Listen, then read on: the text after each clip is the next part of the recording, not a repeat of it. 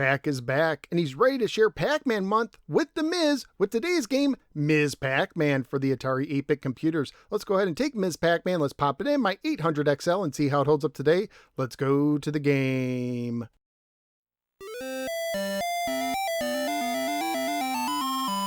Ms Pac-Man was published by Atari and carries a copyright year of 1983. It is based on the 1982 Midway arcade game. The manual opens with the following. Pac-Man is in love, and what a star his sweetheart is, along with her red hair ribbon and long eyelashes. Just like her leading man, Ms Pac-Man chomps her way through mazes as she battles 4 ghosts. Round and round, back and forth, across the stage she races as she gobbles up dots, energy pills, cinnamon bears, fruit, and pretzels.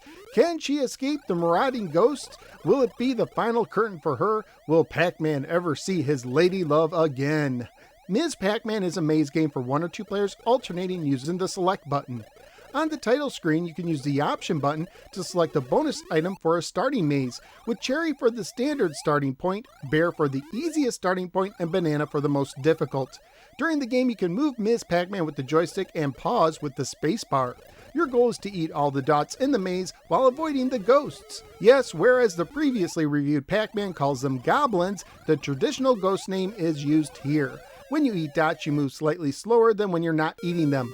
When you eat all the dots, you start over, often at increased speed and sometimes with a new maze layout. Each maze also has 4 energizers. When you eat one, it causes a ghost to turn blue, at which point you can eat them until they revert back to their normal colors. Scoring-wise, you get 10 points for every regular dot, 50 points for the energizers, and while energized with a single energizer, you get 200 points for eating the first ghost, 400 points for the second ghost, 800 points for the third, and 1600 points for the fourth and final ghost. Bonus items enter the maze from a tunnel and bounce around. The back of the manual shows the value of the bonus items when they show up and when the maze changes. You lose a life when a ghost touches you when you're not energized, but you get an extra life at 10,000 points.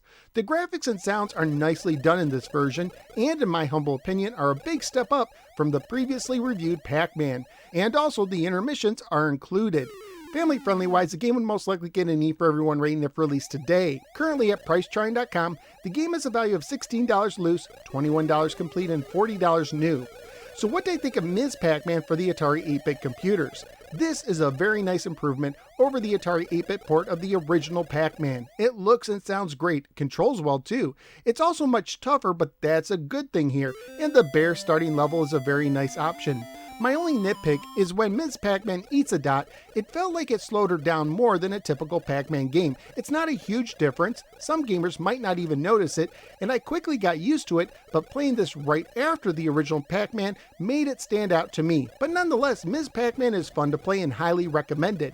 So where am I going to rank Ms Pac-Man? It's going in my top 5. I do like Popeye more at 2, but I will give this a very narrow edge over Wizard of War at the 3 position. So out of the 17 games that are now ranked for the Atari 8-bit computers, Ms Pac-Man is taking center stage at the 3 position. Ms Pac-Man is one of the best maze games on the system, but that's just my opinion. What do you think? Let me know in the comments below. Also, please like, share, and subscribe. Follow me both on the Facebook and the Twitter, and click the bell so you don't miss any future videos. At this time, I'd like to thank Johnny P for his generous support on Patreon. If you'd like to support the show and gain access to some exclusive perks, please consider joining my supporters at patreon.com/NoSwearGamer. Thank you for giving me a little part of your day. I look forward to seeing you next time in the next episode of the No Swear Gamer. Take care, and remember, they're not monsters, they're not goblins, they're ghosts. At least in this port they are.